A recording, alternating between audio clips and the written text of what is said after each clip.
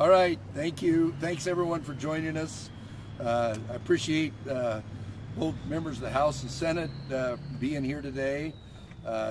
Obviously, the Pro Tem and the Speaker, Chairman Rice, and we're in Janie's home district here. So we're very fortunate in Idaho that the executive and the legislative branches work well together to champion good things for the people of Idaho.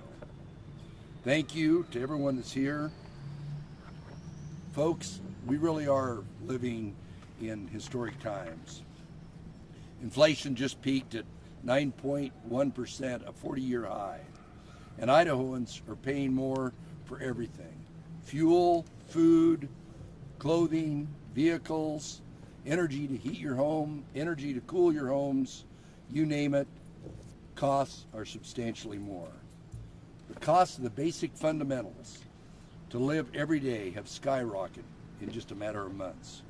Right now, parents are sitting down at the kitchen table to go over what these unpredictable cost surges mean for their household budgets. The cost surges mean less money for the essentials of life, less money to save, less money to make needed improvements in homes and cars, and less money for their kids' activities. Right now, some Idahoans are approaching retirement and have to reconsider their life plans because more and more Americans are concerned the money they have and save won't last. I heard from a mom in Nampa who said she had to pull out a small loan just to buy $200 worth of school supplies for her daughter. We heard from a retired person in Post Falls who said he had to go back to work driving truck to preserve his retirement and pay for basic everyday goods. I could stand up here today and opine on who's to blame for inflation and the national economy. But I don't think the people of Idaho want finger pointing. The people of Idaho just want solutions and relief. And they need relief, and they need it now. Here in Idaho, we have a very different story to tell compared to other states across the country. Idaho's economy is red hot. Our people are working. Idaho's powerful economic engine, combined with years of fiscal conservatism in state government, means tax revenues are outpacing government spending month after month and year after year.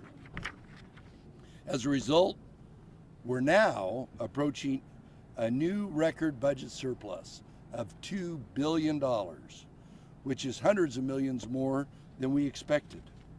And with the emergency before us, with historic inflation, we're going to give it back again.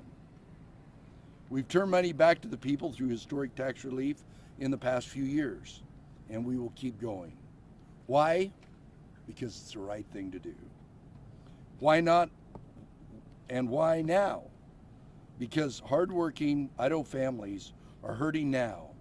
And as elected leaders, we have a duty and an obligation to use our record budget surplus to put more of Idahoans' hard-earned cash back in their bank accounts as soon as possible.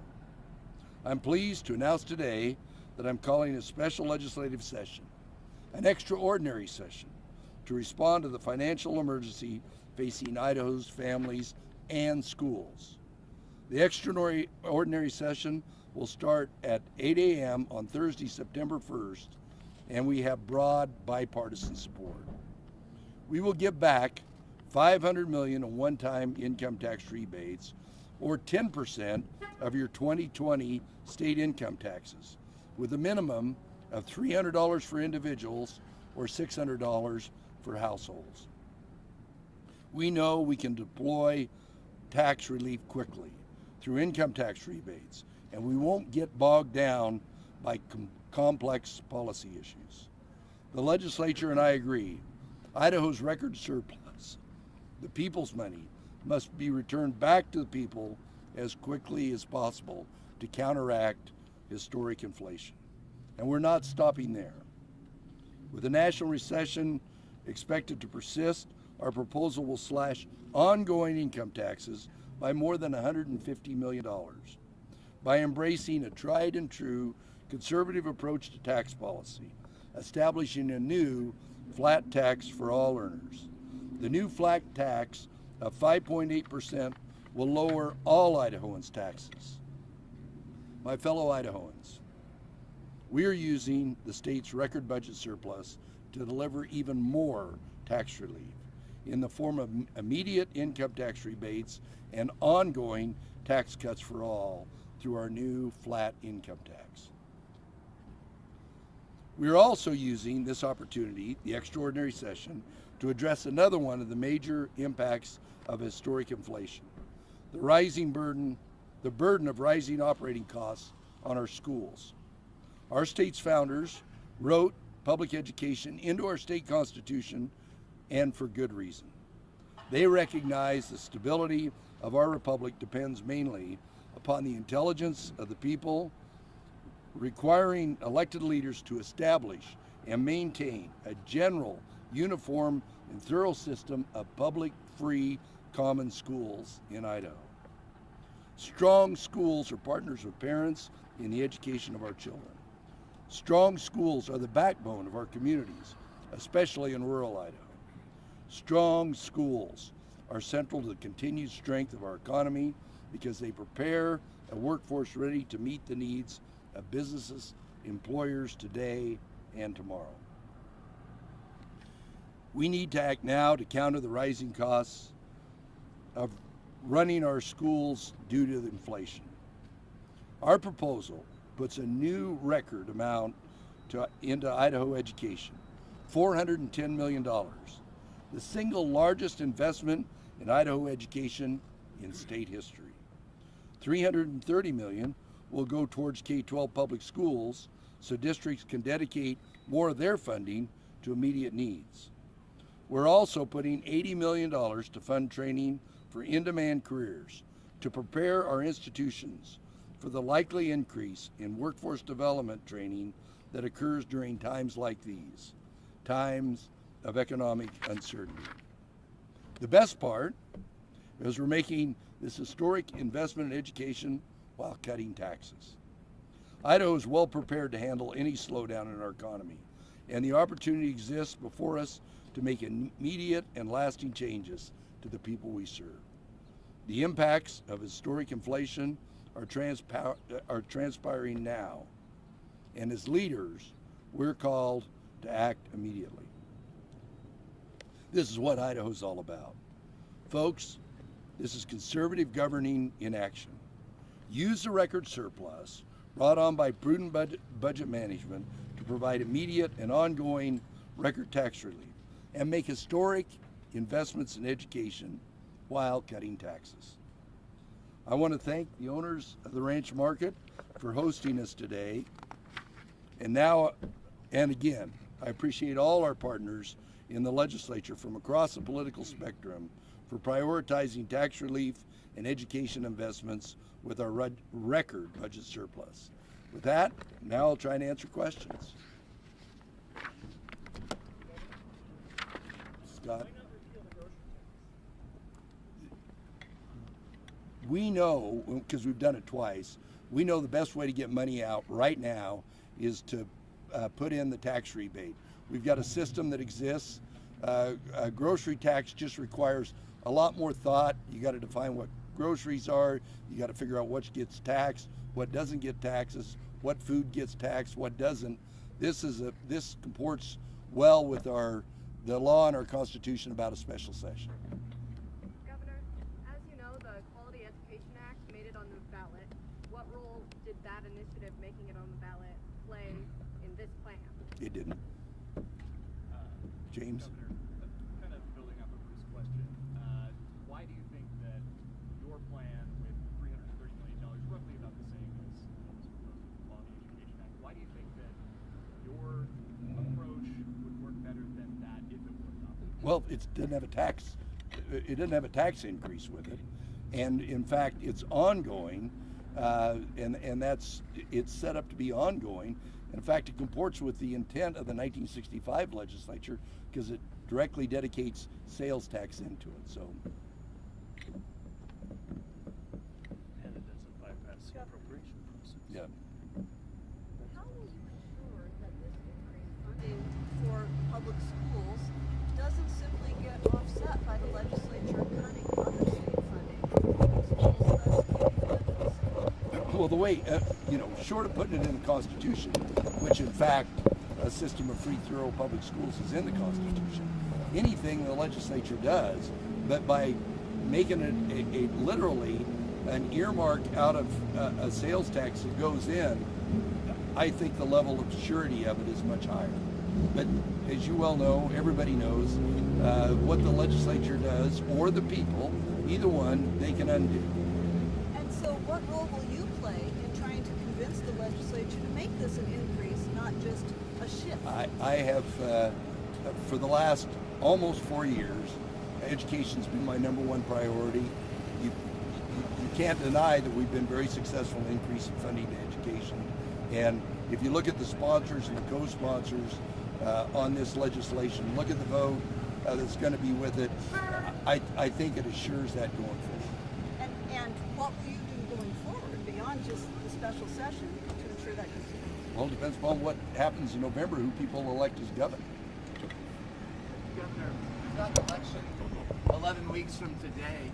Why couldn't this wait until we have our new legislature in place, either the organizational session in December or in early January? We've already had a number of legislators who lost primary elections, but they'll be coming back for the special session. Why not wait until Idahoans have a say in November's election and our new legislators are installed? Well, the impetus is obviously inflation that's out there, and even 3 weeks ago, I didn't know that we had collectively $2 billion.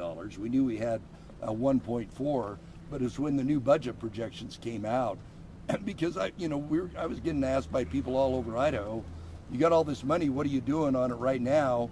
And I just cited example after example of people saying we need money in our pockets right now. Do you think you would have had the votes in January to do this? Who knows? There's still election to take place in November. So.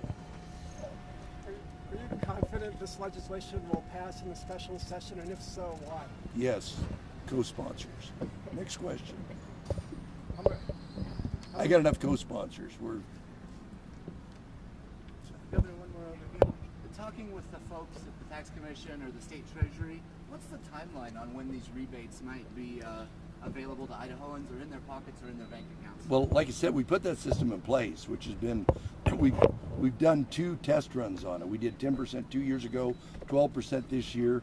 It's based on the 2020 taxes, so we know the number. It's almost to just push print action compared to anything else that would be more complicated. That's the beauty, in my mind, of this proposal, is how fast we can get it implemented and get that money out. Just a quick follow-up. So if this does pass on September 1st or September 2nd, would Idahoans expect to have that money heading into the holiday season? No, it'll be before that. Before that? Yeah. Okay. Where is the surplus coming from, and are you concerned that it's predicated on one-time federal? Oh, yes. It's coming from income taxes. Corporate income taxes have been way up. Personal income taxes and sales taxes. It's coming from all areas. But that's why we've fully loaded our rainy day reserves, and we budgeted in the out years. That budget number that I said that we modified, that said we're going to have not 1.4 billion, but 2 billion at the end of the fiscal year, also has built into it surpluses in the next 5 years, because we've just started in recent years doing 5-year budget surpluses. But we, based on uncertainty that you've heard me talk about before, what are trillions and trillions of dollars of federal dollars doing? But as we've seen in Idaho, our economy just keeps growing, and the biggest detractant that Idaho citizens have right now is inflation. This takes an existing budget surplus and puts it into inflation. So follow-up, so the $500 million, wouldn't that be inflationary if you pump another $500 million into the economy? Wouldn't that put inflationary pressure, and wouldn't it be smarter to use it for some form of property tax relief? Well, property tax relief, just like grocery tax, is, and the chairman would tell you this, is what do you do in what do you do in a new fast-growing area? What do you do in an old area? What do you do in an area where they've got industrial property? What do you do with it? There's 5,000 different taxing districts. It just doesn't, those other issues just don't comport for a single piece of legislation like this RS is. What do you got, Emily? One more? I'm fine. Go ahead. Governor, can you explain how you settled on sales tax for this new education investment? Well, it's the first thing is simplicity. We can, because we've got other places where we dedicate sales tax in to pay for something, and if you're old like I am and a student of what happened in 1965, when the legislature and the people affirmed it, the issue was we're going to take sales tax and pay for schools. So it was a natural to dedicate money off of sales tax. Income tax, corporate income tax goes up and down. Sales tax is much more predictable. Governor, there is precedent in Idaho for a governor calling a special session to take the wind out of the sails of a school funding increase initiative that looks likely to pass. That's what Governor Rush did in 2006. How can you say that your move has nothing to do with the Reclaim Idaho initiative when your bill would effectively repeal that initiative by making its income tax changes effective on January 3rd, whereas that initiative is effective on January 1? Isn't that part of the intent? No, the intent is to get money back into the pockets of Idahoans because of inflation right now. That other Is initiative it better to do it this way than through an initiative? Why do you think this is obviously the easiest and the simplest way to get it done. Get money back in the pockets of people who are suffering the ravages of inflation and to assure education funding increases going forward. The initiative raises taxes. Yeah, and the initiative raises taxes. The last thing you want to do when people are having a hard time is say, oh, here we'll help you out, we're going to raise your taxes.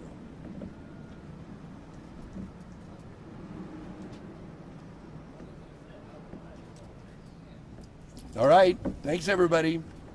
Thank you. Thanks for doing this. Good job. Thank you. Good job, Governor. Thank you. Thanks, Jane. Thanks, Jane.